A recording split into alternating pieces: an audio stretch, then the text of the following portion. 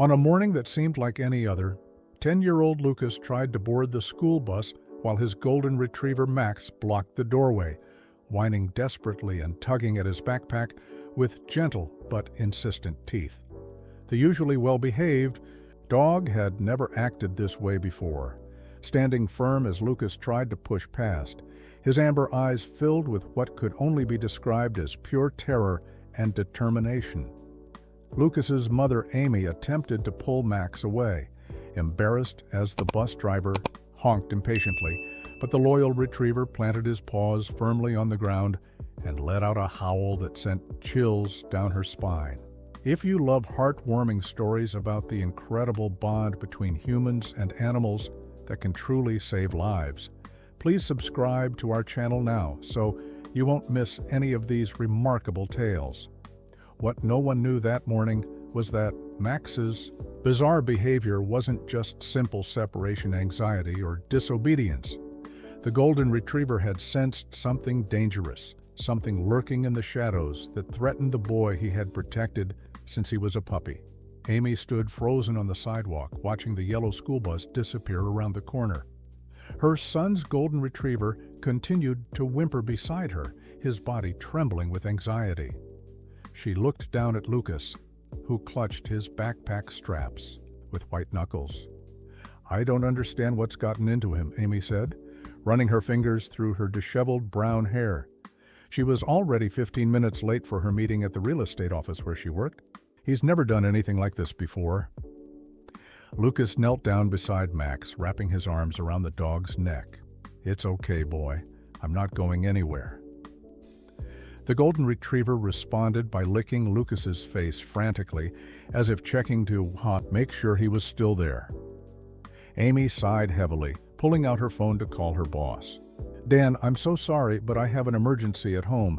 Can you cover my first appointment?" She paused, listening to his response. "Yes, I know the Hendersons are important clients.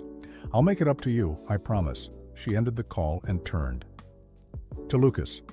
"Looks like you're staying home today, kiddo. But this can't happen again, understand?" Lucas nodded solemnly, but his eyes revealed a hint of relief that Amy couldn't quite decipher. Max's behavior had been odd, certainly, but the way Lucas seemed almost grateful to avoid school triggered a small alarm bell in Amy's mind. Inside their modest two-bedroom home, Max refused to leave Lucas's side. The dog followed him from room to room, sleeping at his feet when Lucas played video games and sitting outside the bathroom door when Lucas showered. Amy worked from her laptop at the kitchen table, occasionally glancing at her son and their pet with growing concern. By evening, Max had calmed considerably, though he still maintained a watchful eye on Lucas during dinner. Amy served spaghetti, Lucas's favorite, hoping to create an opening for conversation. So she began casually twirling pasta on her fork. "Anything happening at school I should know about?" Lucas shrugged, pushing meatballs around his plate. "Not really, just normal stuff." "New friends? Old friends acting different? Teacher problems?" "Mom, everything's fine." Lucas's voice carried an edge that hadn't been there before. "Max was just being weird today. Dogs do that sometimes." Amy nodded, not wanting to push further. "You're right. Maybe he wasn't feeling well." The next morning proved her wrong. As Lucas prepared to leave for school, Max repeated his performance, blocking the front door and growling when Amy tried to move him. This time, however, she was prepared. "Lucas, we can't do this again. I've showings all day that I can't reschedule." She handed him a treat to give to Max. "Distract him with this, then make a run for it when he moves." Reluctantly, Lucas tossed the treat toward the kitchen. When Max darted after it, Amy quickly ushered Lucas out the door, closing it firmly behind them. Max's howls penetrated the common wooden door as they hurried to the bus stop. That day at work, Amy received 3 calls from neighbors complaining about Max's incessant barking. By afternoon, she was distracted and irritable, showing a lakefront property to clients while wondering what had triggered such protective behavior in their normally calm dog. The memories of how Max had come into their lives flooded back as she drove home. It had been 3 years after David had left them, walked out one day claiming he wasn't cut out for fatherhood, and never returned. Lucas, only 7 then, had grown increasingly withdrawn. The child therapist had suggested a pet might help, and the moment they'd seen the golden retriever puppy at the shelter, Lucas had smiled for the first time in months. "His name is Max," Lucas had declared, reaching into the kennel. "He's going to be my best friend," and he had been.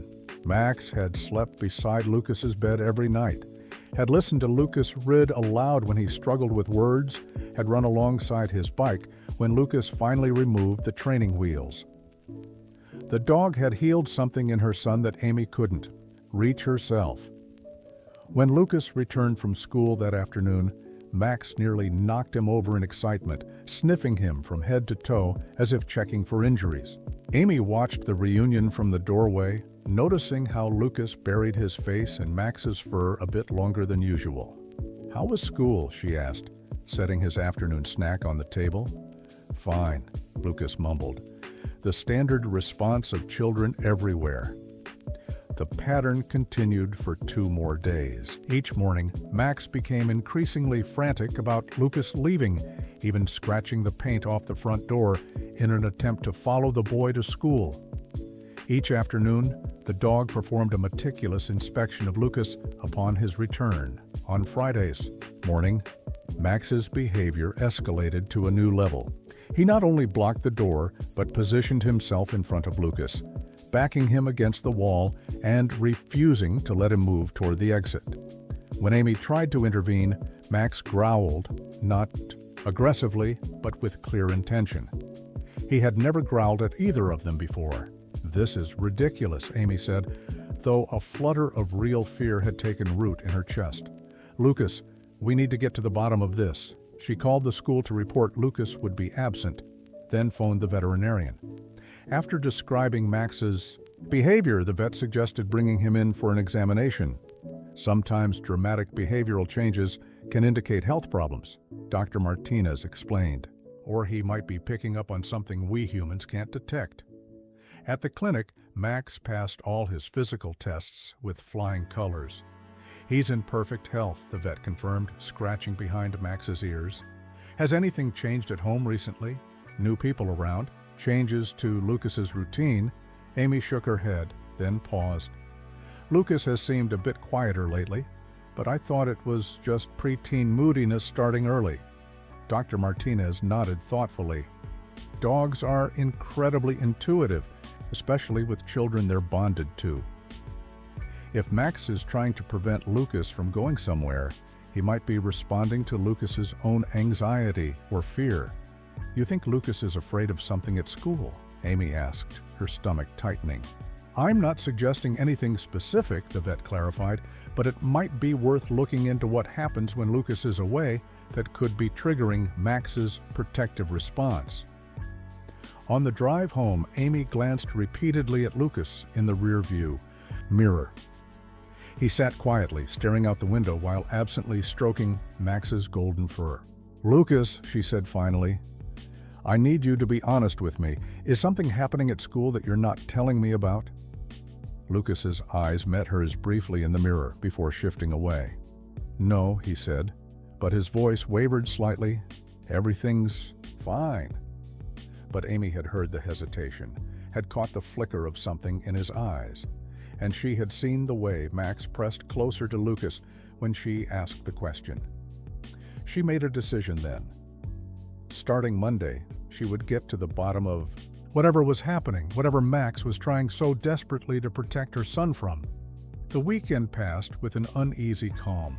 Max seemed to relax somewhat when it became clear that Lucas wasn't going anywhere, but Amy noticed how the dog positioned himself strategically, always between Lucas and the front door, as if anticipating another escape attempt.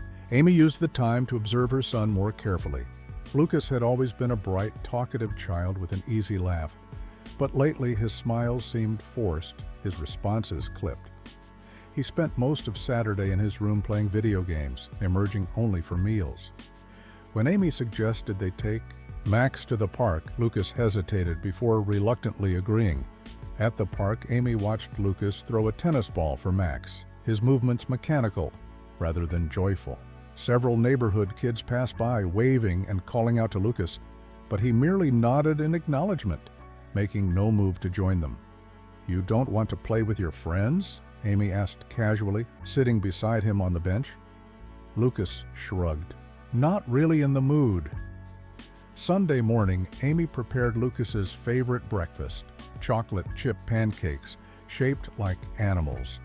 In the past, this had been their special weekend tradition, with Lucas guessing which animal each misshapen pancake was supposed to be. Today, he merely mumbled thanks and picked at his food, breaking pieces off for Max, who sat vigilantly beside his chair. "Sweetie, you've barely touched your breakfast," Amy noted, concern deepening the lines around her eyes. "Are you feeling sick?" "I'm just not hungry," Lucas replied, pushing his plate away. Amy reached across the table to feel his forehead. As Lucas lifted his arm to wave her away, his sleeve rode up, exposing a pattern of purplish marks on his forearm. Amy's breath caught in her throat. "Lucas, what happened to your arm?" Lucas quickly pulled his sleeve down. "Nothing. I fell during gym class."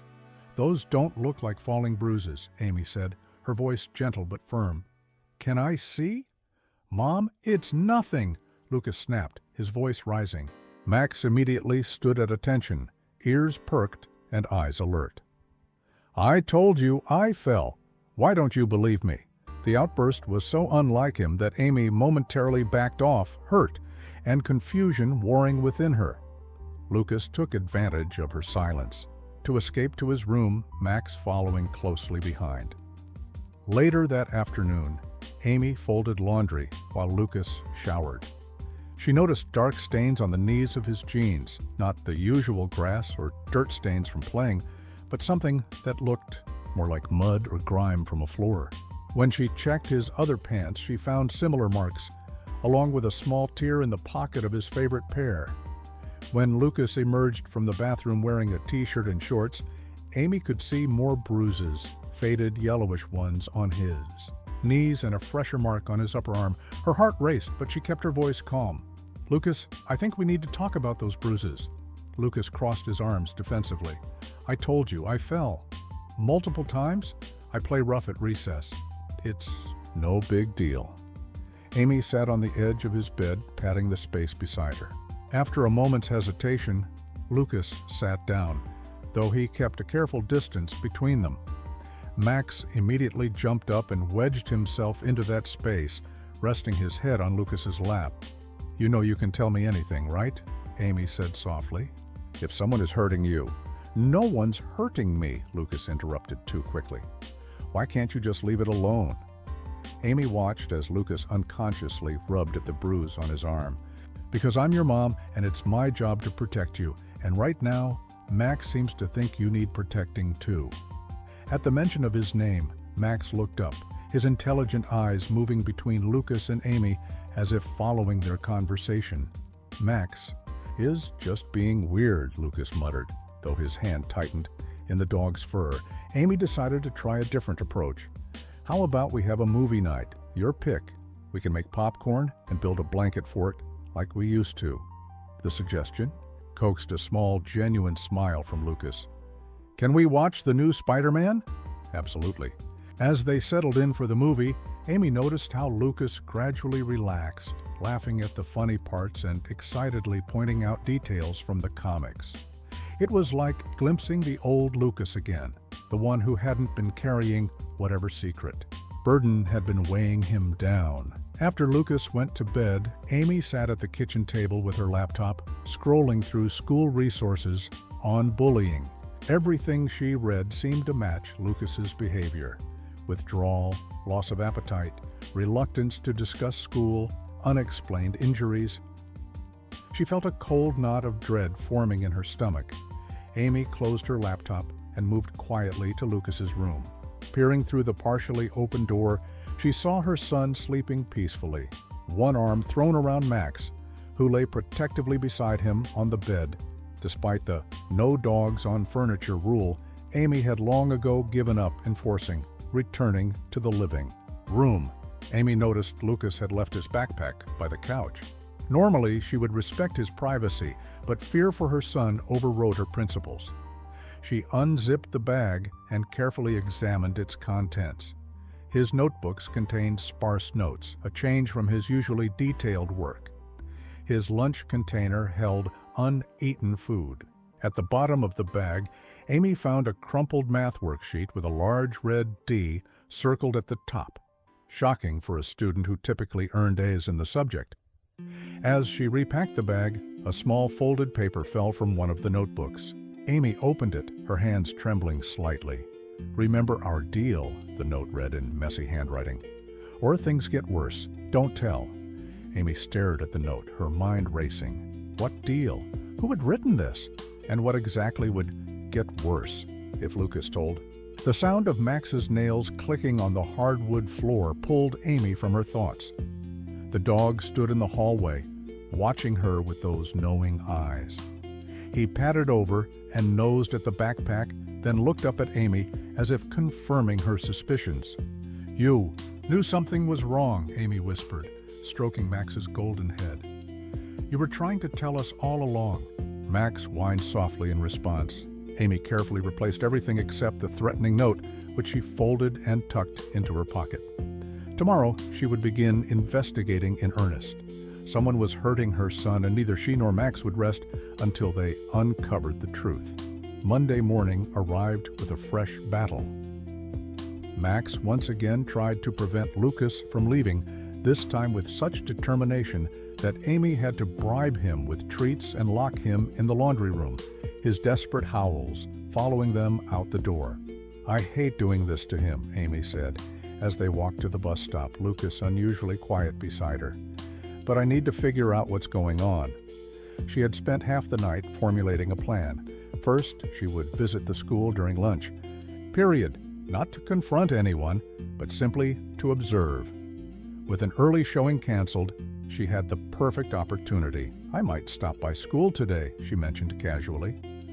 Lucas's head snapped up, eyes wide with alarm. "Why? I'm not in trouble." "Am I?" "Of course not. I just need to drop off your permission slip for the Science Museum field trip." "You forgot it again." The lie came easily, justified by her growing concern. Lucas relaxed slightly, though anxiety still lined his face. When the bus arrived, he hesitated before boarding, looking back at Amy with an expression that nearly broke her heart.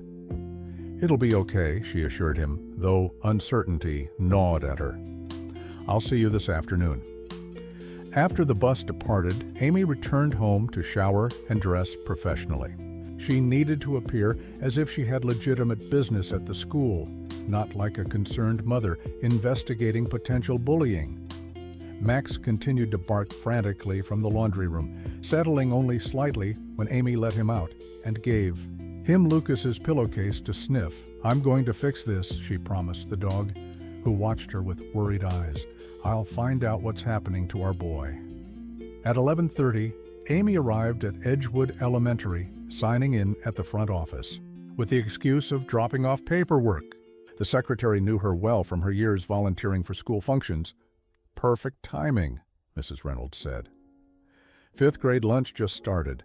You can catch Mrs. Bennett in the cafeteria if you need her." Amy smiled gratefully. "Actually, I might just say hello to Lucas while I'm here." The cafeteria buzzed with the controlled chaos of elementary lunch period. Amy stood near the entrance, scanning the tables until she spotted Lucas sitting alone at the far end of a table, hunched over his lunchbox, but not eating. She resisted the urge to approach him, instead finding an inconspicuous position near the teacher's monitoring station. As she watched, a tall boy with dark hair approached Lucas's table. Though the boy's back was to her, Amy could see Lucas's immediate reaction, the way he stiffened, his shoulders drawing up defensively. The taller boy sat down, said something that Amy couldn't hear, then reached over and took an apple from Lucas's lunchbox. Lucas made no move to stop him. A lunch monitor walked past, and the tall boy's demeanor instantly changed. He smiled and patted Lucas's shoulder in what would appear to anyone else as a friendly gesture.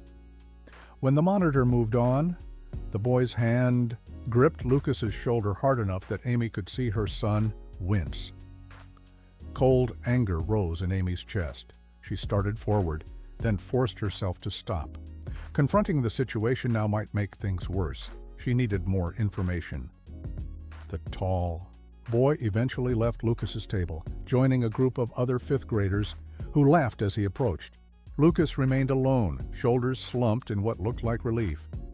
Amy slipped out of the cafeteria and made her way to the fifth grade hallway, where she found Mrs. Bennett preparing for afternoon classes. "Amy! What a nice surprise," the teacher said warmly. "Is everything all right with Lucas?" "That's actually what I wanted to ask you," Amy replied. "He seemed a bit off lately, less enthusiastic about school." Mrs. Bennett's smile faded slightly. "I've noticed some changes too. His last few assignments haven't been up to his usual standard, and he's been quieter during class discussions. Any idea what might be causing it?" The teacher hesitated. "Nothing specific comes to mind. Fifth grade can be a challenging year socially. The dynamics between students often shift as they approach middle school." Amy nodded, then asked as casually as possible, "I noticed a boy talking to Lucas at lunch. Tall, dark hair? I don't think I've seen him before." "Oh, that would be Tyler Reed. He transferred here about a month ago. Actually, he and Lucas are working together on our state history project." "Ah, they are?" This was news to Amy. Lucas hadn't mentioned any project partner. "Yes, I paired them hoping Lucas might help Tyler adjust to our school. Tyler's family moves frequently due to his father's work. It can be difficult always being the new student." Amy absorbed this information, connecting it with the timeline of Lucas's behavioral changes and Max's protective reactions. "How has their partnership been going?" she asked. Mrs. Bennett frowned slightly. "To be honest, I expected better work from Lucas. Their progress report was mostly in Tyler's handwriting, though the content wasn't particularly strong. I've given them an extension to improve it." A suspicion began forming in Amy's mind. "When is the project due?" "This Friday. They should be working on it daily." After thanking Mrs. Bennett, Amy made one more stop at the front office, examining the emergency contact list for the Reed family. Tyler's information listed only his father as a contact, with no mother mentioned. The address was in an apartment complex on the other side of town, and the father's occupation was listed, vaguely, as consultant.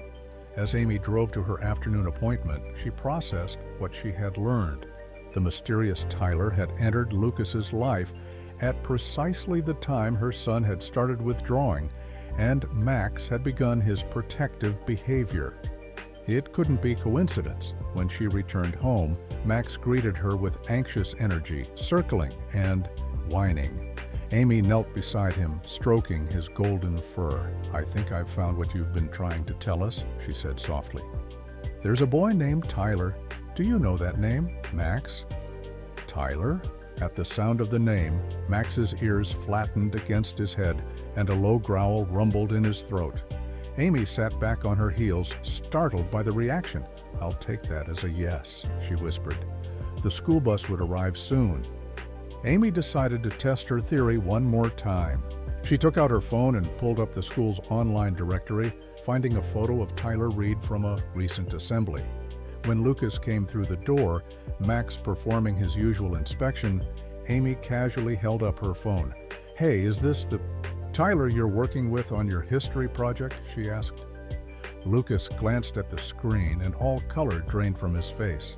Beside him, Max erupted into frenzied barking, jumping up to push the phone from Amy's hand with his nose. In that moment, Amy knew with absolute certainty that she had found the source of her son's fear. Now she just needed to figure out exactly what Tyler was doing and how to put a stop to it. That evening, after Lucas had gone to bed with Max faithfully stationed beside him, Amy sat at her kitchen table with her laptop open. The golden retriever's reaction to Tyler's photo had confirmed her suspicions, but she needed more information. Before deciding how to proceed, she typed Tyler Reed family into the search engine, adding their previous city based on information she'd gleaned from the school records. The results were surprisingly sparse. No social media profiles, no community news mentions, nothing that would typically appear for a family with school-aged children. Amy tried several variations of the search before finding a small article from a community newspaper 2 towns away. It mentioned a Tyler Reed winning 3rd place in a science fair 3 years ago.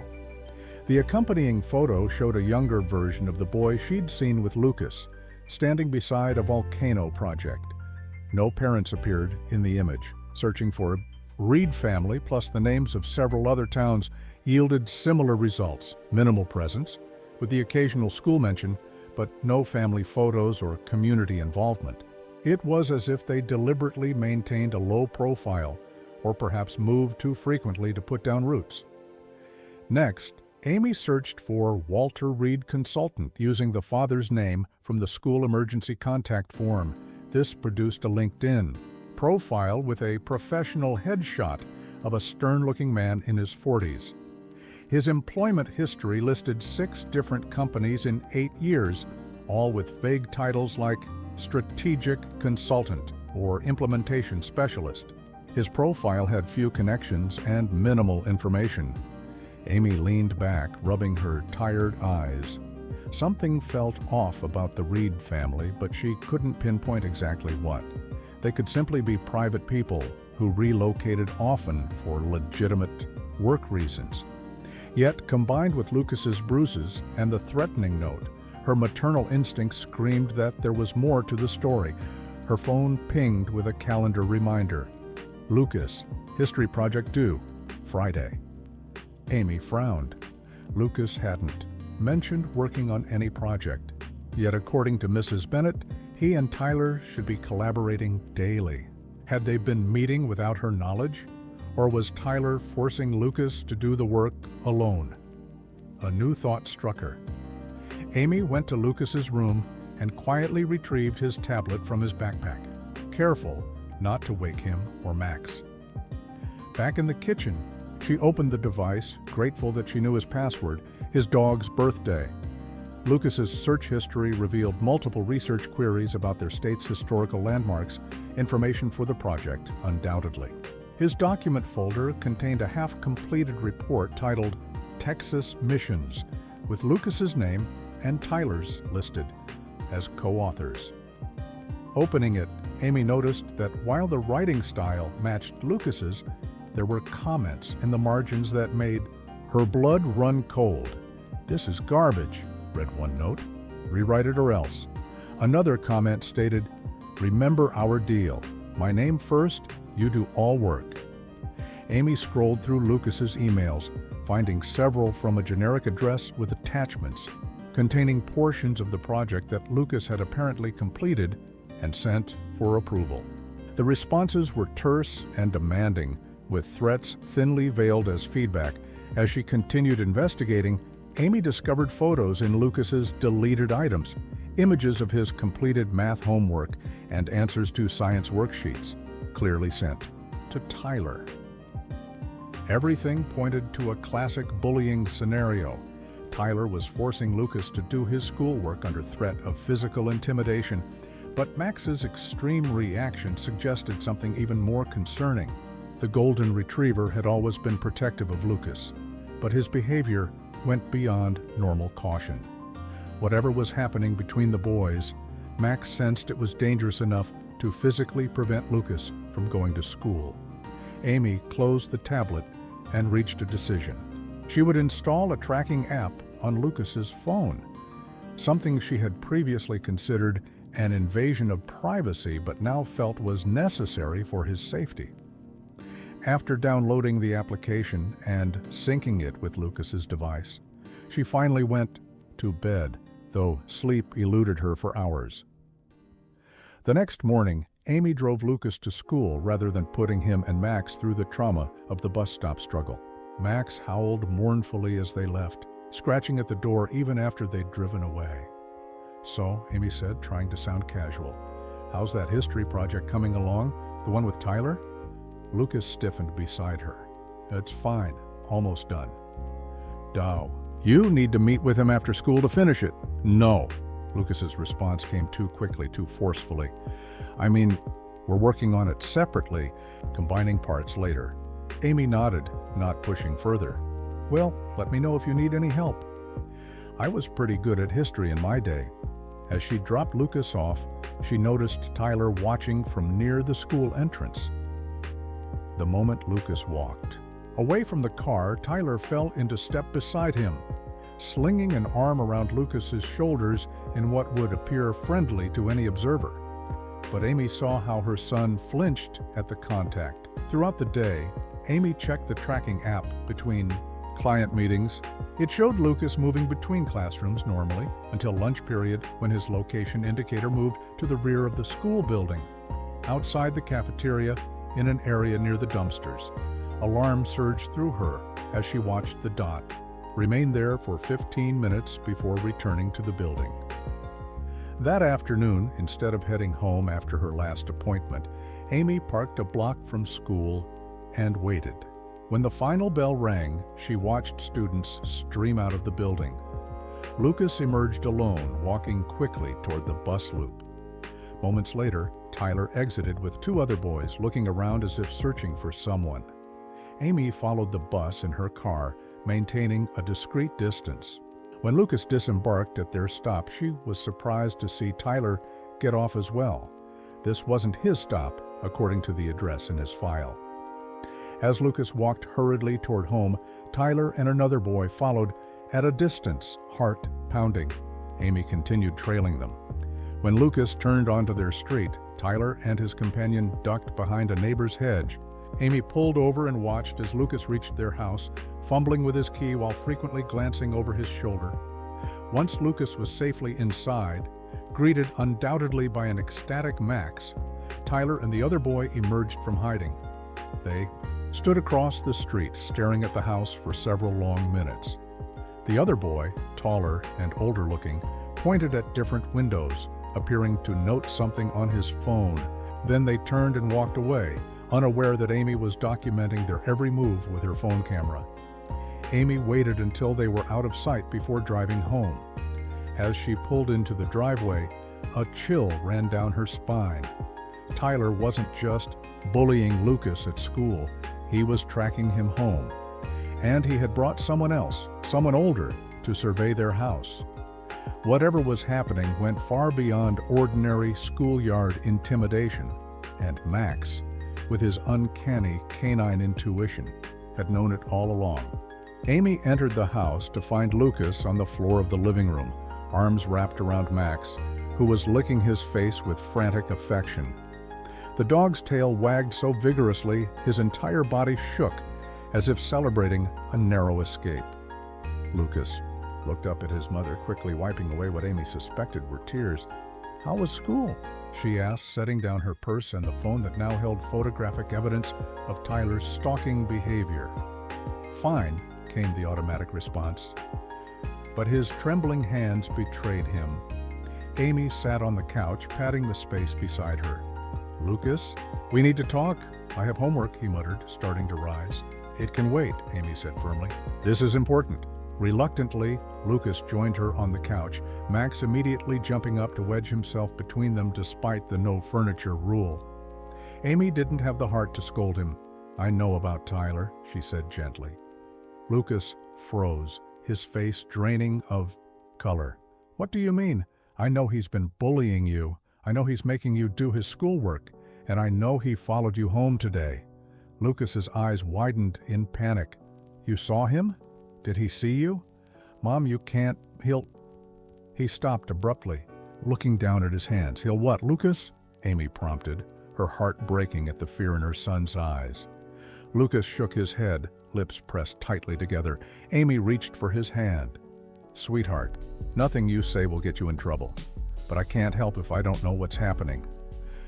"You can't help anyway," Lucas whispered, his voice cracking. "You'll just make it worse." "I promise I won't do anything without talking to you first," Amy said.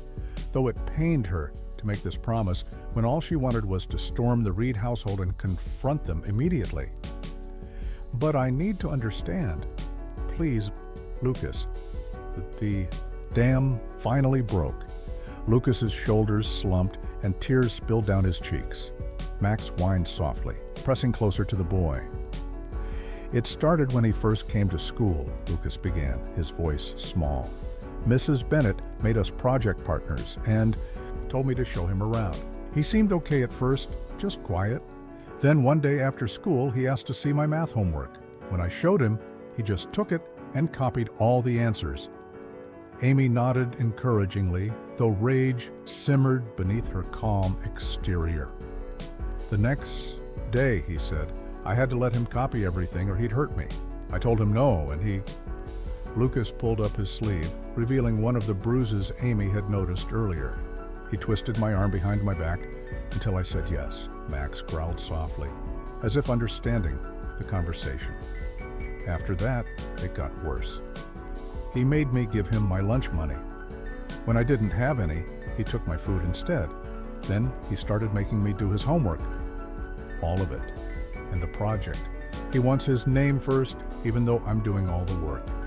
Amy fought to keep her voice steady. "Why didn't you tell me, Lucas?" Lucas looked up, eyes swimming with tears. He said, if I told anyone, he'd hurt Max. Amy's breath caught. "He threatened Max?" Lucas nodded miserably. "Last week he showed me pictures of our house, pictures someone took when we weren't home. He said he knows when Max is in the backyard alone and that his brother has a gun." His voice broke on a sob. Amy pulled Lucas into her arms, horror washing over her. No wonder Max had been so desperate to keep Lucas home. Somehow, the dog had sensed the threat, not just to Lucas, but to himself as well. "That's why Max didn't want me to go to school," Lucas continued, his words muffled against Amy's shoulder. "It started after Tyler showed me those pictures. It's like Max knew." Amy stroked her son's hair, her mind racing. This went far beyond schoolyard bullying. This was criminal intimidation, potentially involving an armed older brother. The situation was more dangerous than she had imagined. "There's more," Lucas said, pulling back to look at his mother with frightened eyes. "Tyler's dad knows where you work. He pointed to your picture on the real estate website and said they know when you're showing houses and when you're home alone." Cold fear gripped Amy's heart. "Has Tyler's father approached you?" Lucas shook his head. "No, but Tyler talks about him a lot. Says his dad teaches him and his brother how to get what they want from people, that they move around because it's part of their business." "What kind of business?" Amy asked carefully. "I don't know exactly. Tyler just says they find families and get things from them." The pieces began falling into place. The families, minimal digital footprint, the frequent moves, the vague occupation. Amy had heard of such schemes, predatory individuals who identified vulnerable targets, often single-parent households, and used intimidation to extract money or services. "Mom?" Lucas's voice pulled her from her thoughts. "What are we going to do? If we tell the school, they'll just say it's Tyler's word against mine, and his brother." The fear in her son's eyes made Amy's decision clear. She would protect her family at all costs. "First, we document everything," she said, squeezing Lucas's hand reassuringly. "I already have photos of Tyler and his brother watching our house. Now I need you to write down everything that's happened with dates, if you can remember them. I'll contact the school, but you're right. We need more than just your word." "What about Max?" Lucas asked, burying his fingers in the dog's golden fur. "Tyler said Max will be fine," Amy interrupted firmly. "From now on, he doesn't go outside unless one of us is with him, and you won't be alone either." Amy spent the next hour helping Lucas document every incident, her heart breaking with each revelation, the threatening notes, the stolen lunches, the physical intimidation in empty hallways and behind the school dumpsters, the project deadline Tyler had imposed with vague but frightening consequences for failure. When they finished, Amy called the school and requested an urgent meeting with the principal for the following morning. The secretary, hearing the strain, in Amy's voice, scheduled them for the first available slot. After dinner, as Lucas worked on homework with Max vigilantly stationed beside him, Amy peered out the front window. A dark sedan she didn't recognize was parked across the street. Its windows tinted. As she watched, the engine started, and the car pulled slowly away. Amy stepped back from the window, her hand instinctively reaching for her phone. Whatever game the Reed family was playing, they had chosen the wrong targets. No one threatened her son or their dog, and got away with it. Turning from the window, Amy noticed Max watching her, his intelligent eyes seeming to convey understanding. "Don't worry," she told him softly. "I won't let anything happen to either of you." The golden retriever's tail thumped against the floor in response. He had done his part, refusing to let Lucas face danger alone. Now it was Amy's turn to protect them both. Amy tossed and turned, sleep evading her despite exhaustion. The meeting with the school principal was scheduled for 8 o'clock the next morning, but she wondered if it would make any difference. Schools had policies for dealing with bullying, but the Reed family's behavior went far beyond that. It was criminal intimidation, potentially even stalking. Around midnight, she finally drifted into a restless sleep, only to be jolted awake at 2:17 a.m. by Max's frantic barking. This wasn't his usual alert bark for passing raccoons or neighborhood cats. This was different, urgent, aggressive, terrified. Amy bolted upright, heart hammering against her ribs.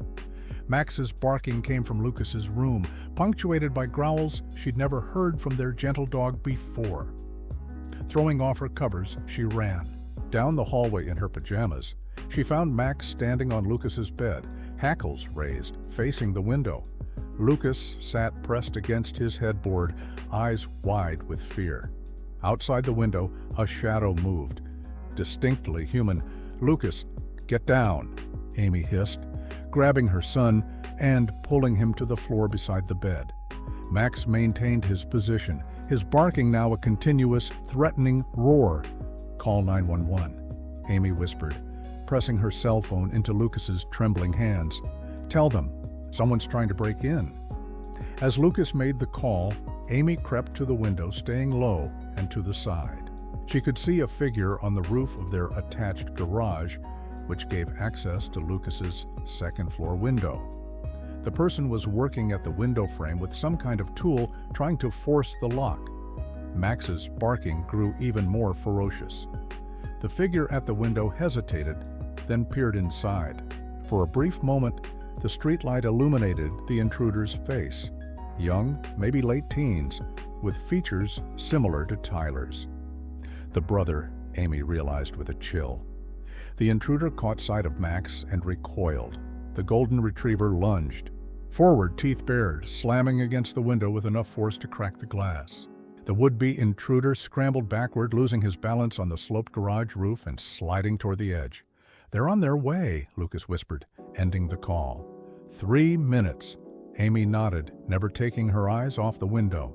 The intruder had caught himself before falling and was now working his way back toward the side of the house, presumably to a ladder or drain pipe he'd used to climb up. "Stay here," Amy instructed Lucas. "Don't move until I come back." "Mom, no." Lucas grabbed her arm. "What if he has a gun?" Amy hesitated, torn between the instinct to protect her home and the knowledge that confronting an armed intruder would be foolish.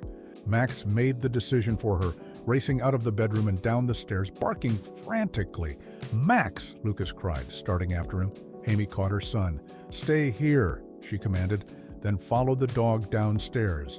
Max was at the back door, throwing himself against it repeatedly, desperate to get outside. Amy could hear scrambling sounds from the side of the house, the intruder making his escape. Part of her wanted to let Max out to pursue him, but fear for the dog's safety held her back. "No, Max," she said firmly, grabbing his collar. "Stay." The golden retriever whined in frustration, but obeyed, though his body remained tense. Ready to spring into action at the slightest opportunity, flashing lights appeared outside as police Cruisers pulled up to the house. Amy opened the front door, Max straining against her grip as officers approached with flashlights drawn. "Someone tried to break in through my son's bedroom window," she explained quickly. "He was on the garage roof, but I think he ran that way." She pointed toward the side yard. Two officers headed in the direction she indicated, while a third stayed with Amy, taking her statement. Lucas crept downstairs, still visibly shaken, and sat on the couch with Max pressed protectively against him. "You have a good dog there," the officer commented, watching Max. "Probably saved you folks from a bad situation." Amy nodded, her hand automatically reaching to stroke Max's golden head. "He woke us up, then he scared the intruder away." The officers who had checked the yard returned. "We found ladder marks against the garage and footprints in the flower bed," one reported. "Also this," he held up a crowbar in a gloved hand. "Dropped it during the escape, most likely. We'll dust it for prints," the other officer added. "Any idea who might have been targeting your home, ma'am?" Amy glanced at Lucas, who looked terrified. "Yes," she said firmly. "We've been having trouble with a family. Their son has been bullying my son at school, and we've seen the older brother watching our house." She explained about Tyler Reed, the threatening notes, and the surveillance she'd witnessed. The officers exchanged glances. "Reed, you said?" one asked. "We've had reports about a family with that name in the apartment complex on Westview. Similar. Complaints?" Hope flared in Amy's chest. "So you believe us?" "We take attempted breaking and entering very seriously, ma'am, especially when children are involved." The officer handed her a card. "I'm Officer Ramirez. I'll be handling your case personally. We'll increase patrols in your neighborhood tonight." After the police finished gathering evidence and taking photographs of the window and garage roof, Officer Ramirez addressed Amy again. "I don't recommend staying here tonight if you have somewhere else to go." Amy nodded, already mentally cataloging their options. "My sister lives about 20 minutes away. We can stay with her." "Good. Pack some essentials and we'll escort you there." As Amy and Lucas gathered overnight bags, Max remained vigilant, moving between them and the windows, checking each room before allowing them to enter. His protective instinct, which Amy had once found endearing in a family pet, now felt like their salvation. They followed the police cruiser to Amy's sister Karen's house, arriving just after 4 a.m. Karen, awakened by Amy's warning text, met them. At the door in her bathrobe, her face tight with concern. "What in the world is going on?" she asked, ushering them inside, and eyeing the police car that waited until they were safely indoors before driving away. "It's a long story." Amy sighed, the adrenaline crash hitting her hard. "Someone tried to break in. Max scared them off." Karen knelt to ruffle Max's fur. "Good boy," she murmured, then stood to hug her sister and nephew. "You three can have the guest room. We'll sort everything out in the morning." As they settled into Karen's guest bedroom, Lucas curled up against his mother. Max stretched across the foot of the bed like a golden sentinel. Despite their safety, sleep remained elusive. Amy's mind raced with questions and fears. Who exactly were the Reeds? What did they want? And most importantly, how could she protect her family from them? Beside her, Lucas finally drifted to sleep, his breathing deep and even. Max, however, remained awake, his amber eyes reflecting the faint light from the window, his ears perked for any unusual sound. Watching him, Amy felt a profound gratitude for this animal who had tried so desperately to warn them, who had stood between her son and danger without hesitation. "Thank you," she whispered to the golden retriever. Max's tail thumped softly against the bedspread in response, his gaze never leaving the bedroom door, standing guard even now in this unfamiliar place. Tomorrow would bring more challenges: the school meeting, police reports, decisions about their safety. But for tonight, they had escaped harm thanks to a dog who had sensed danger when no one else could. Morning arrived too quickly, the sunlight streaming through unfamiliar curtains as Amy blinked awake. For a moment, she was disoriented. Then the events of the previous night came rushing back. Beside her, Lucas still slept, one arm flung over. Max, who lay alert despite the early hour, Amy slipped quietly from the bed, following the smell of coffee to Karen's kitchen. Her sister sat at the table with her laptop open, still in her pajamas, but clearly awake for some time. "I've been researching your Reed family," Karen said without preamble, pushing a mug of coffee toward Amy. "You should see this." Karen worked as a paralegal for a law firm specializing in fraud cases. She had access to databases and search techniques beyond what Amy had tried. On her screen was a collection of news articles, court records, and police reports, all featuring variations of the Reed name. "They change their first names sometimes, but the pattern is the same," Karen explained, scrolling through the documents. "Walter Reed sometimes goes by Walt or William. The oldest son appears as Jason, James, or Jacob, depending on where they are. And the younger boy, Tyler," Amy supplied, her stomach nodding as she scanned the headlines. "What exactly are they doing?" Karen's expression hardened. "They're con artists, but with a twist. Most con artists try to stay under the radar, but these people use intimidation as part of their strategy. They target vulnerable families, usually single parents with children, and create leverage." Leverage! They find ways to pressure families into doing what they want. Sometimes it's financial, getting access to bank accounts or credit cards. Sometimes it's using people's homes for illegal activities. The kids are their way in. The younger one identifies targets at school, then the older brother and father move in for whatever scheme they're running. Amy sank into a chair, her coffee forgotten. "That's what they're doing to us. Tyler's been forcing Lucas to do his schoolwork, but also gathering information about our home, my work schedule." Karen nodded grimly. "Classic first phase. They're establishing control and learning your vulnerabilities. The attempted break-in last night suggests they're moving to the next phase, which is, based on these cases, they either want to use your home for something when you're not there, or they're planning to access your financial information. You're a real estate agent, right? Do you ever work with cash deposits or have access to client financial information?" Amy nodded slowly, the implications sinking in. "I handle earnest money deposits sometimes, and I have a key safe with access. Codes to homes I'm selling." "There it is," Karen said. "They probably want your work credentials or client information. It's a goldmine for identity theft or property crime." Amy scrolled through the articles, noticing that none mentioned arrests or convictions. Why haven't they been caught? They never stay in one place long enough, and their victims are often too scared or embarrassed to press charges. Plus, they're careful to keep the adults at arm's length from the dirty work. The kids do most of the visible intimidation, which makes prosecution complicated. Amy thought of Lucas, of the bruises on his arms and the fear in his eyes. Anger rose in her chest, hot and clarifying. "Well, they picked the wrong family this time." Karen reached across the table to squeeze her sister's hand.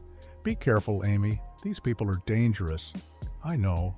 That's why we're going to do this right." Amy checked her watch. "The school meeting is in an hour. Can you stay with Lucas while I go?" "Of course. But are you sure you should go alone?" Amy smiled grimly. "I won't be alone. Officer Ramirez is meeting me there." After showering and borrowing clothes from Karen, Amy called Officer Ramirez to confirm their plan. The officer had done her own research overnight and was now fully invested in the case. "I've contacted authorities in previous locations where the Reeds operated," Ramirez explained. "We're building a pattern of evidence. The more documentation we have, the stronger our case." As Amy prepared to leave, Lucas appeared in the kitchen. Max at his heels, as always. The boy looked smaller somehow, shoulders hunched against invisible threats. "Do I have to go to school?" he asked, voice barely above a whisper. Amy knelt before him. "Not today, buddy. You and Max are going to stay here with Aunt Karen while I go to the meeting with Principal Foster and Officer Ramirez." Relief flooded Lucas's face. "Is Tyler going to be there?" "No, just the adults. And afterward, I'm going to the police station to make a formal statement. We're going to stop these people, Lucas. I promise." Lucas nodded, though doubt lingered in his eyes. "What if they come here?" Karen stepped forward. "That's why I called in sick today. We'll stay inside with the doors locked, and I have security. Cameras at every entrance. Plus," she added with a wink, "I have Max the Mighty Protector here." At the mention of his name, Max pressed against Lucas's side, his warm presence visibly comforting the boy. At the school, Amy met Officer Ramirez in the parking lot. The police officer's uniform lent gravity to the situation, and Amy was grateful for the official presence.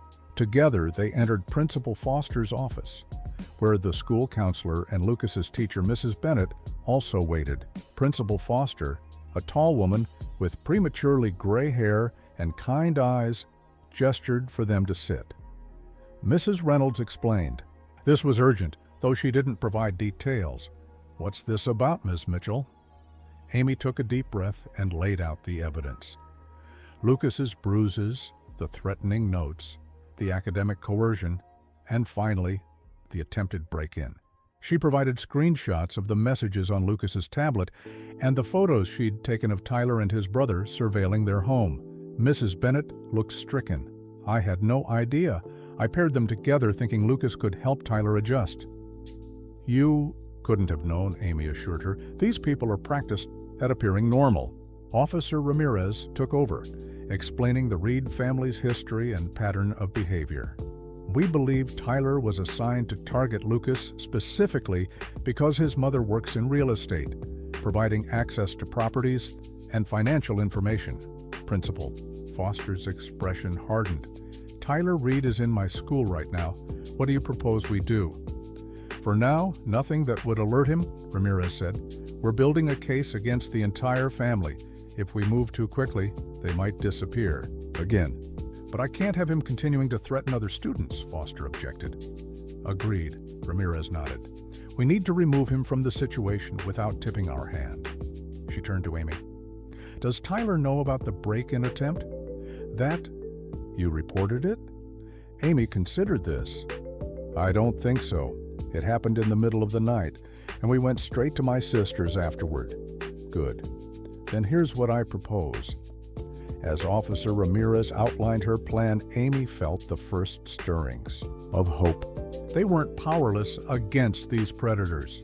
With the school, police, and now her sister's legal resources aligned, they had a fighting chance not just to protect Lucas, but to stop the Reed family from targeting anyone else. When the meeting concluded, Amy checked her phone to find a text from Karen. "All quiet here." "Max hasn't left Lucas's side for a second." She smiled despite the gravity of the situation.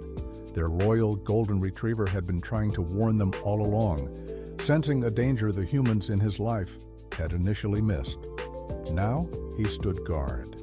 While they mounted their defense, Amy typed a quick reply.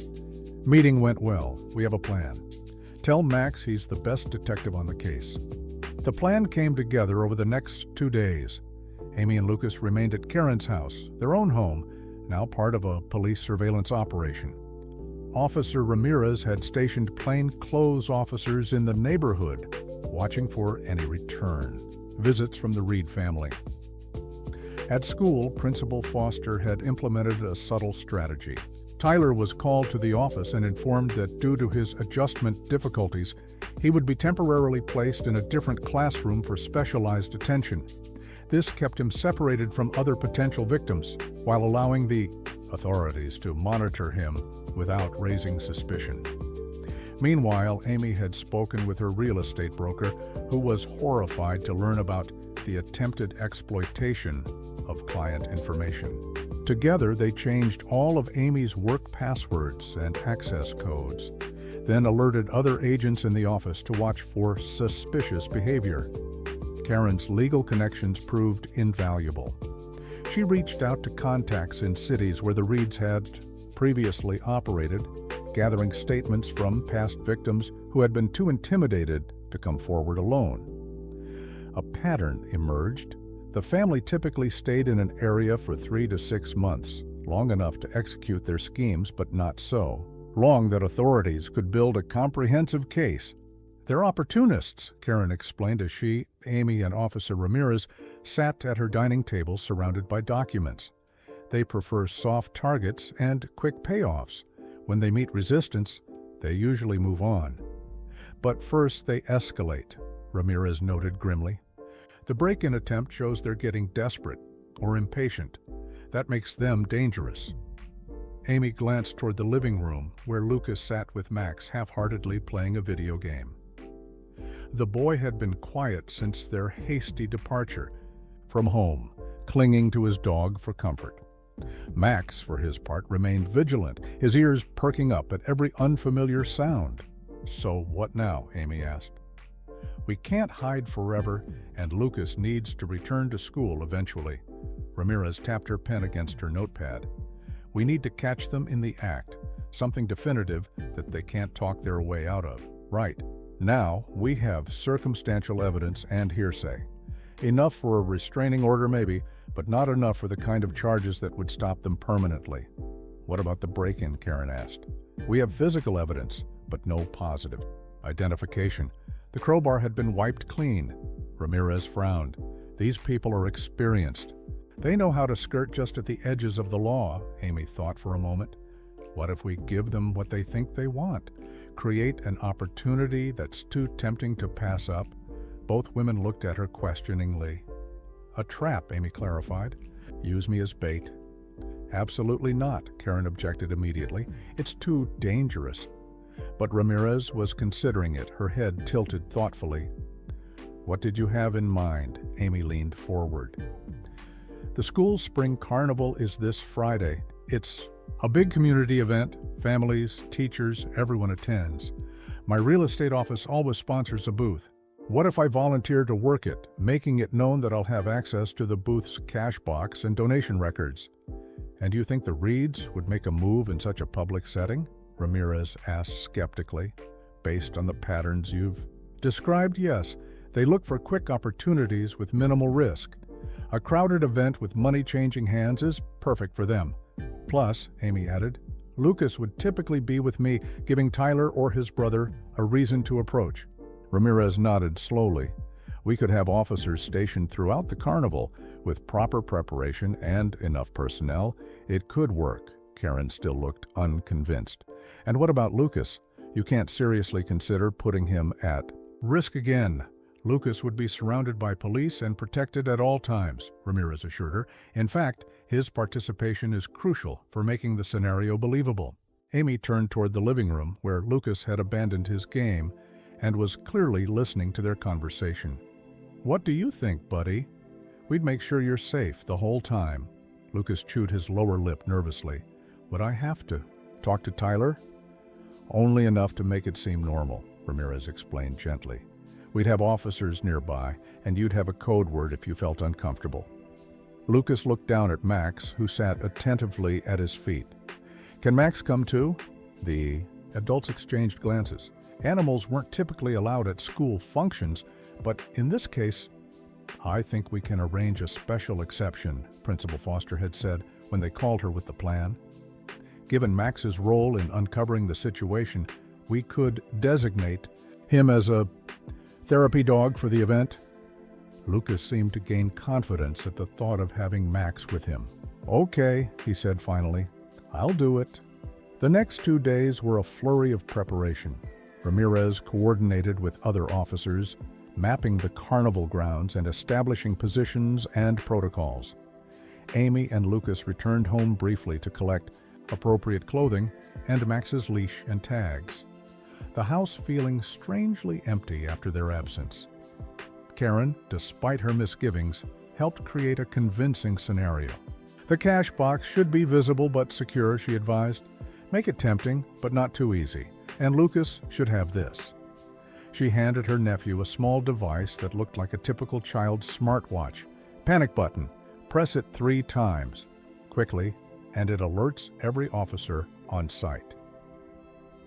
On Friday afternoon, Amy and Lucas arrived at the school early to help set up the real estate booth. Max trotted beside them, wearing a new vest labeled Therapy Dog that Officer Ramirez had provided.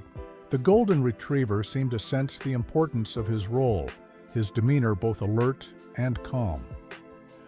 Principal Foster met them at the entrance, her professional smile hiding the tension everyone felt. "Tyler and his father are confirmed attendees," she murmured as she walked them to their booth. "They signed up yesterday." Amy nodded, a cold determination replacing her earlier anxiety.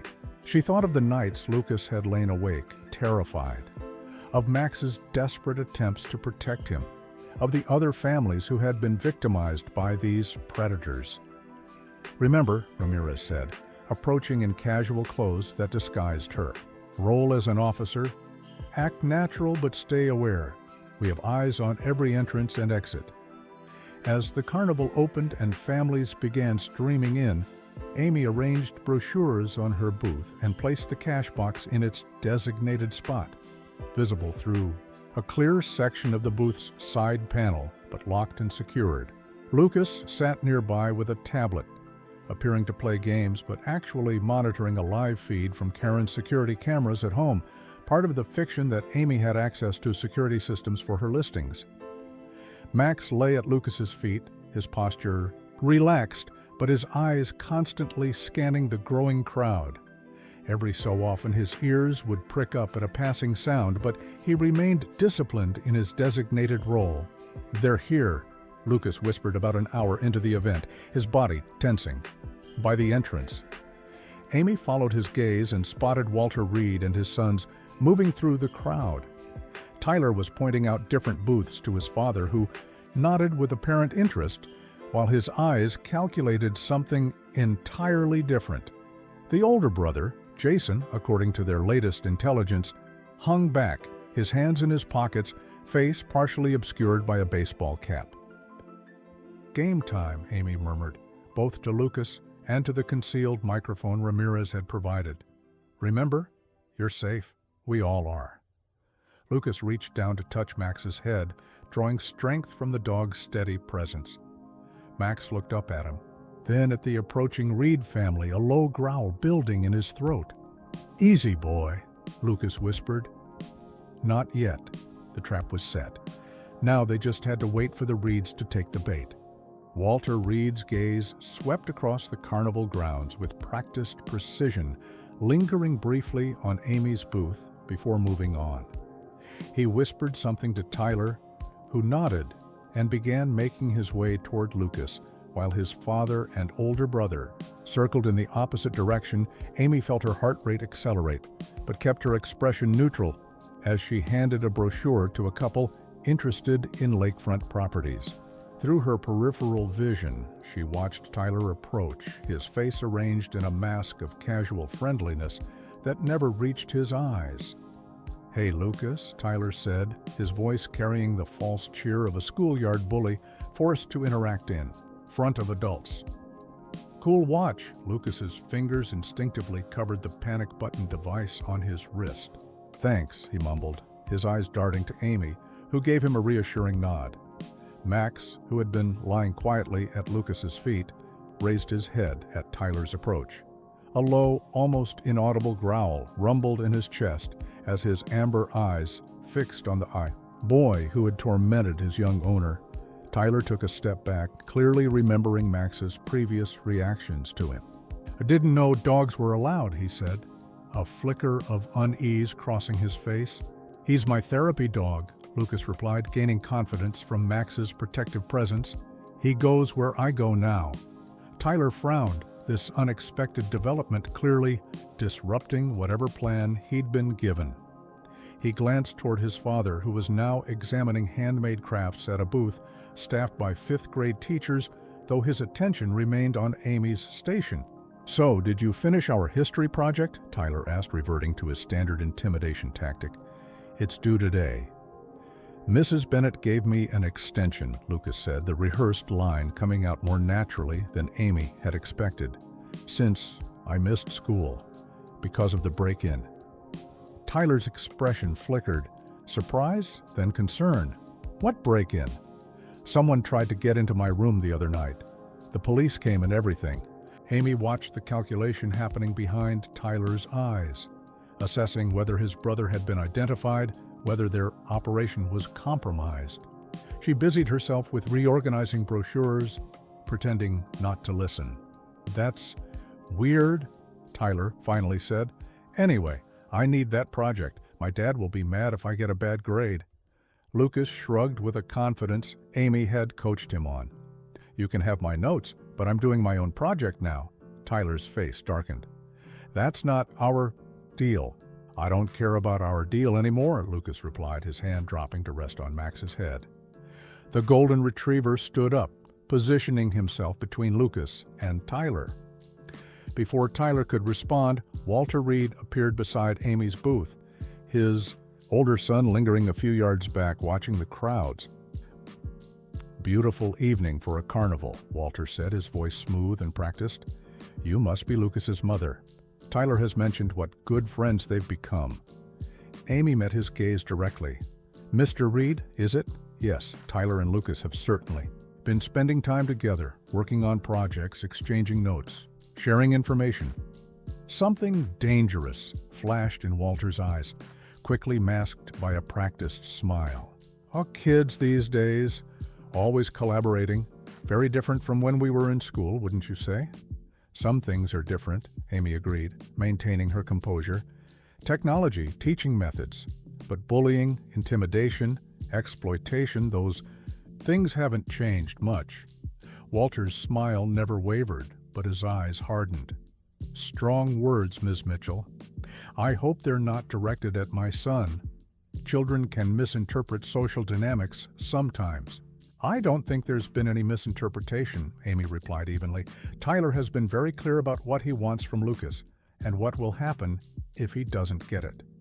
The pretense of cordiality was evaporating rapidly. Walter stepped closer to the booth, his voice dropping to ensure only Amy could hear him. "I understand you're a real estate agent. Access to empty houses, key codes, client financial information, valuable assets in your line of work. Are you interested in purchasing a property, Mr. Reed?" Amy asked loudly enough for nearby carnival goers to hear. "Or are you more interested in what you might find inside those properties when no one's looking?" Walter's expression tightened. "Careful, Ms. Mitchell. Single mothers in your position should focus on security for themselves and their children." His gaze shifted meaningfully toward Lucas. "Accidents happen so easily." Max growled audibly now, drawing attention from nearby booths. Walter glanced at the dog with disdain. "You should control your animal," he said. "He's actually very controlled," Amy replied. "He only reacts to threats, real ones." Across the carnival grounds, Amy spotted Officer Ramirez moving casually toward them, maintaining her cover but positioning herself strategically closer. Other plainclothes officers were similarly converging, though their movements would be imperceptible to anyone not looking for them. Meanwhile, Jason Reed had drifted behind Amy's booth, his attention seemingly on the basketball toss game adjacent to her station. Amy knew he was assessing the cash box visible through the clear panel, calculating the risk versus reward of an attempted theft. Walter leaned closer over the booth table. "Let me be direct, Ms. Mitchell. My family has taken an interest in yours. We see potential. A mutually beneficial arrangement could be reached. My son helps your son navigate the social complexities of school. In return, you provide us with certain professional courtesies." "What kind of courtesies?" Amy asked, playing along while watching Jason from the corner of her eye. The young man had positioned himself where he could reach around the side of the booth toward the cash box. "Access primarily. Occasionally information about vacant properties, security systems, client schedules. Nothing that would be missed." Amy noticed Lucas tensing, his finger hovering over the panic button as he watched Tyler's increasingly agitated expression. Max remained positioned protectively, his body taut like a coiled spring. "And if I decline this arrangement?" Amy asked. Though she already knew the answer, Walter's smile disappeared entirely. "Then our discussion about your son's safety becomes less theoretical. Tyler has mentioned Lucas's attachment to that dog would be unfortunate if something happened to it." At that moment, several things happened simultaneously. Jason's hand darted toward the cash box, triggering a silent alarm Ramirez had installed. Tyler, seeing his brother make his move, grabbed Lucas's tablet, the device supposedly showing security camera feeds. And Max, interpreting Tyler's sudden movement as an attack on Lucas, lunged forward with a bark that echoed across the carnival grounds. Now, Ramirez's voice came through Amy's concealed earpiece as chaos erupted. Jason found his wrist caught in a steel grip as a plainclothes officer emerged from behind the adjacent booth. Walter turned to flee but found his path blocked by Ramirez, who had shed her casual demeanor and now stood with her badge displayed. "Walter Reed, you're under arrest for extortion, conspiracy to commit burglary, and threatening a minor," she announced, her voice carrying across the suddenly silent section of the carnival. Tyler, panicking, shoved Lucas hard. The boy stumbled backward, his finger finally pressing the panic button 3 times in rapid succession. Max reacted instantly, not attacking Tyler but positioning himself to catch Lucas's fall, preventing the boy from hitting his head on the concrete. As officers converged from all directions, Walter maintained his composure, raising his hands slowly. "This is a misunderstanding, officer. I was merely discussing real estate opportunities with Ms. Mitchell." "Save it, Reed," Ramirez replied, securing handcuffs around his wrists. "We have everything on record.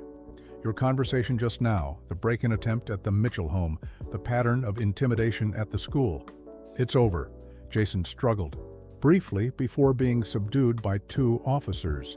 Tyler, realizing he was cornered, stood frozen, his face a mask of shock and anger. "You set us up," he hissed at Lucas, who was now kneeling beside Max, arms wrapped around the golden retriever's neck. "No," Lucas replied, looking up with clear eyes. "Max figured you out. I just finally listened to him." As the Reed family was led away in handcuffs, carnival attendees watched in stunned silence. Principal Foster quickly organized teachers to guide families to other areas of the event, creating space for the police to work. Amy rushed to Lucas's side, pulling him and Max into a tight embrace. "You were so brave," she whispered against her son's hair. "Both of you were." Max whined softly, licking Lucas's cheek as if checking that he was unharmed. The golden retriever's tail wagged slowly, his mission finally accomplished. The threat to his family neutralized at last. The aftermath of the arrests transformed the spring carnival from a cheerful community, gathering into a hive of police activity and stunned conversations. Parents huddled in groups, whispering about what they'd witnessed, while children pointed excitedly at the police cars now parked outside the school gates. Amy, Lucas, and Max had been escorted to the principal's office, which had been temporarily converted into an interview room. Officer Ramirez sat across from them, her notebook open, as she recorded their statements about the confrontation. "You both did exactly what we needed," Ramirez said, her professional demeanor softening as she looked at Lucas. "Especially you. Young man, that was real courage out there." Lucas shrugged, his fingers buried in Max's golden fur as the dog sat protectively beside his chair. "Max did the hard part. He's been trying to keep me safe from Tyler all along."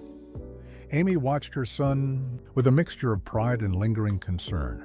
Though the immediate danger had passed, she knew the emotional impact of the ordeal wouldn't disappear as quickly as the Reed family had from their lives. "What happens now?" she asked Ramirez. "Will Lucas need to testify?" The officer closed her notebook. "With the recording we obtained tonight, plus the evidence from the break-in attempt and the documentation from previous victims Karen helped us collect, we have a strong case without putting Lucas through that. The Reeds will likely accept a plea deal rather than risk a trial." Relief washed over Amy. The last thing Lucas needed was to face Tyler in a courtroom. "However," Ramirez continued, "there is one loose end we need to address. Walter Reed made bail about 20 minutes ago." Amy's heart dropped. "What? How is that possible?" "First-time offender on paper since he's never been formally charged before.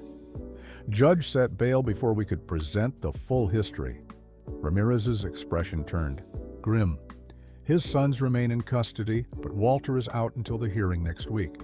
Max's ears perked up at the tension in Amy's voice, his body shifting slightly closer to Lucas. "Should we be worried?" Amy asked, instinctively reaching for her son's hand.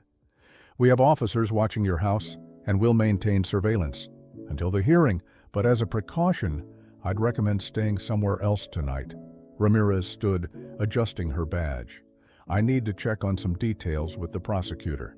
Sit tight for a few minutes, and then we'll escort you home to collect whatever you need." After Ramirez left, Principal Foster brought them bottles of water and awkwardly expressed her regret about the situation.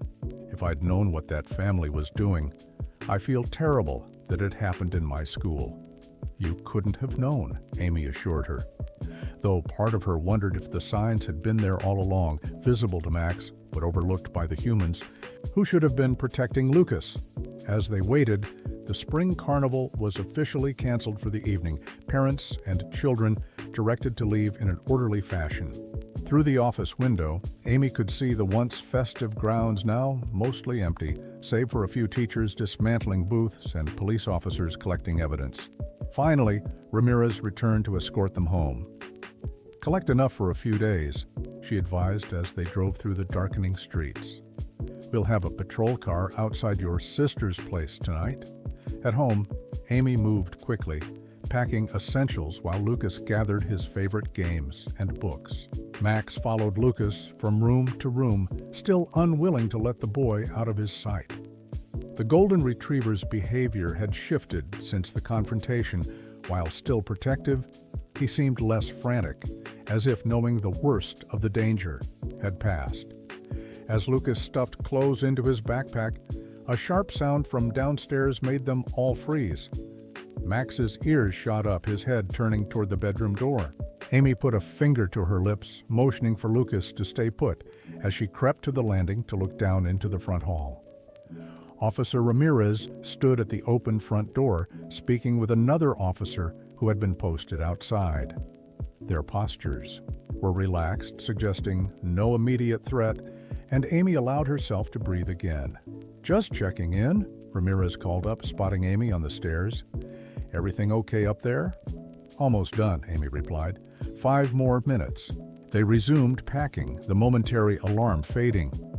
Amy zipped her overnight bag and helped Lucas finish gathering his things. Max had calmed, though he still positioned himself near the bedroom door, alert but no longer anxious. "Ready?" Amy asked, shouldering her bag. Lucas nodded, reaching for Max's leash, hanging on the bedpost. Before he could clip it to the dog's collar, another sound echoed through the house, not from the front door this time, but from the back, the distinctive crack of breaking glass, followed by heavy footsteps on the kitchen tile. Max reacted instantly, his hackles rising as a low growl built in his throat. He positioned himself between Lucas and the hallway, every muscle tense and ready. Amy grabbed Lucas's arm, pulling him toward the bedroom closet. "Hide!" she whispered urgently. "Don't come out until I or Officer Ramirez calls for you." "But Mom..." "Now. Lucas?" She pushed him into the closet, then turned to Max.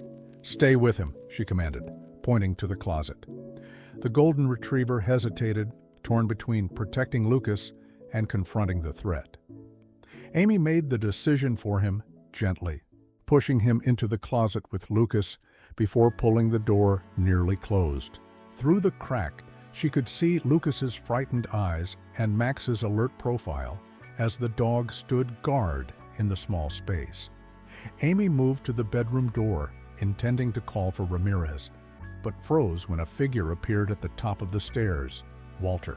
Reed, his face contorted with rage, a metal pipe gripped in his right hand. "Where is he?" Walter snarled, his voice barely recognizable. "Where's your son?" Amy backed away, her mind racing. How had he gotten past the officers? Where was Ramirez?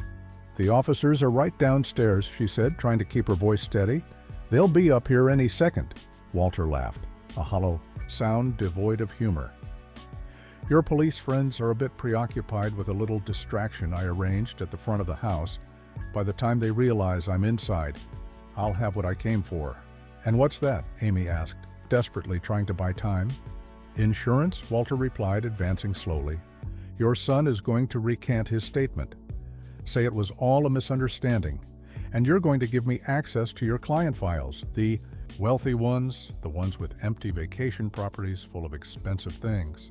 From the closet came a soft whine, Max sensing the danger, struggling against his training to stay with Lucas. Walter's head snapped toward the sound, a cruel smile spreading across his face. There he is, hiding with that mutt of his. As Walter moved toward the closet, Amy threw herself between him and her son. "Leave him alone!" Walter raised the pipe. Last chance to cooperate, Mrs. Mitchell. Before Amy could respond, the closet door burst open. In a blur of golden fur, Max launched himself at Walter, his instinct to protect overriding Amy's command to stay. The force of the dog's charge knocked Walter backward, the pipe clattering to the floor as he struggled to fend off Max's powerful jaws, which had clamped around his forearm. "Get him off me!" Walter shouted, trying to shake free of the determined retriever. Lucas emerged from the closet, his face pale but resolute. "Max, hold!" he commanded, using a phrase Amy had never heard before.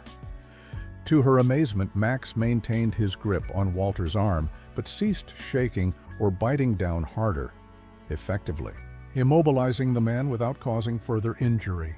Walter continued to struggle, but Max held firm, his amber eyes fixed on Lucas as if awaiting further instruction.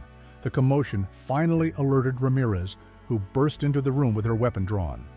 Taking in the scene, Walter restrained by Max, Amy shielding Lucas, the discarded pipe on the floor. She quickly holstered her gun and reached for her handcuffs. "Walter Reed, you're under arrest for breaking and entering, assault with a deadly weapon, and violation of bail conditions," she recited, securing his free wrist to the bed frame while carefully assessing Max's hold on the other arm. "That's one remarkable dog you have there." Lucas knelt beside Max, his voice gentle but firm. "Release, Max. Good boy. Release." Slowly, Max unclenched his jaws and backed away from Walter, returning to Lucas's side but keeping his gaze fixed on the subdued intruder. There were teeth marks on Walter's sleeve, but the dog had shown impressive restraint, breaking neither fabric nor skin while maintaining control. As additional officers arrived to take Walter into custody, Ramirez turned to Amy and Lucas. "I owe you both an apology." He created a diversion with a fake emergency call that drew our attention away from the back of the house. Amy wrapped her arms around Lucas and Max, her heart still racing from the confrontation. "No apology needed. We're all okay, thanks to Max." Lucas buried his face in Max's fur. "You saved us, boy." Again, Max's tail wagged tentatively, his eyes moving between his family members as if confirming they were truly unharmed. In the golden retriever's mind, he had simply done what was necessary, protected his pack from danger, just as he had been trying to do since the first day he sensed Tyler's malicious intent. As Walter was led away in handcuffs, this time without the possibility of bail, Max finally relaxed, his mission complete. The threat that had caused him such anxiety for weeks had been neutralized. His family was safe, and his long vigil could finally end. Officer Ramirez watched the family embrace their canine protector. "I think someone deserves a very special calms." 1 month later, Amy sat on a bench at the local dog park, watching Lucas throw a tennis ball for Max. The golden retriever bounded across the grass with unbridled joy, his coat gleaming in the summer sunshine. Watching them play, a casual observer would never guess the trauma they had endured just weeks earlier. The Reed family case had moved swiftly through the legal system. Walter's violation of bail conditions had eliminated any chance of leniency, and when faced with the mountain of evidence against them, including testimony from previous victims who had finally found the courage to come forward, all three Reeds had accepted plea deals rather than face trial. Walter would serve substantial prison time for extortion, breaking and entering, and child endangerment. Jason, the older son, received a lesser sentence due to his age and potential for rehabilitation. Tyler had been remanded to a juvenile facility with mandatory counseling, his future contingent on his response to treatment. The plea agreements had spared Lucas from testifying, though he had insisted on writing a victim impact statement that was read to the court. "Tyler made me afraid to go to school," he had written, "but Max knew something was wrong and tried to protect me. Sometimes animals understand things better than people do." Those words had resonated with the judge, who had specifically mentioned them when announcing the sentences. "This case demonstrates the extraordinary bonds between children and their pet," she had said, "and reminds us all to pay attention when someone is trying to warn us of danger, even if that warning comes in a form we don't immediately understand." Now, as Max returned the ball to Lucas, dropping it at his feet with an expectant look, Amy marveled at the change in her son. The shadows under his eyes had disappeared, his smile had returned, and he laughed freely, the sound a balm to her. Mother's heart after weeks of fearful silence. Max, too, had transformed. No longer frantically protective, he had settled back into his natural temperament, playful, affectionate, though still watchful over Lucas in crowded settings.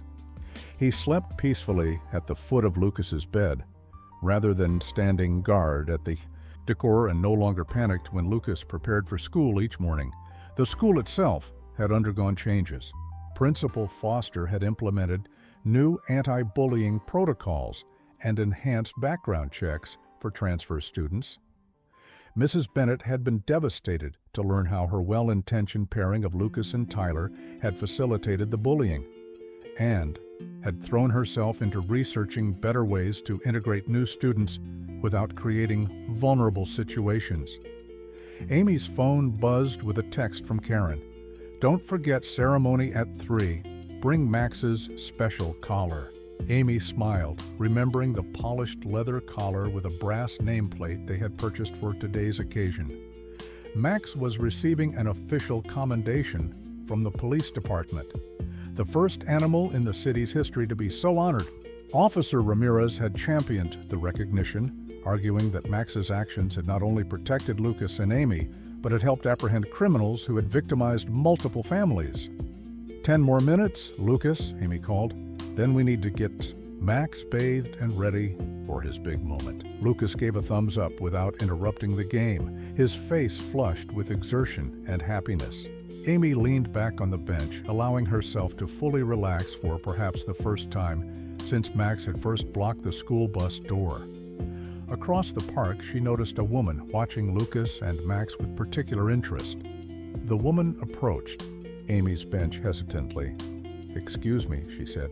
"Is that the golden retriever from the news? The one who stopped those criminals?" Amy nodded, a surge of pride warming her chest. "That's Max." The woman twisted her hands nervously. I think we might have been targeted by the same family in our previous town. My son started having trouble with a new boy at school, and things went missing from our house. We moved because of it, but we never reported anything because we couldn't prove it." Amy had heard similar stories repeatedly over the past month. As news of the Reed family's arrest had spread, other victims had emerged from across 3 states, each sharing nearly identical experiences. "You should talk to Officer Ramirez," Amy suggested gently. "She's collecting statements from all the families affected. It might help keep them locked up longer." The woman nodded, taking the card Amy offered with Ramirez's contact information. "Your dog is amazing," she said, watching Max leap gracefully to catch the ball. "If we'd had someone like him, maybe we would have realized what was happening sooner." After the woman left, Amy called Lucas and Max back to her.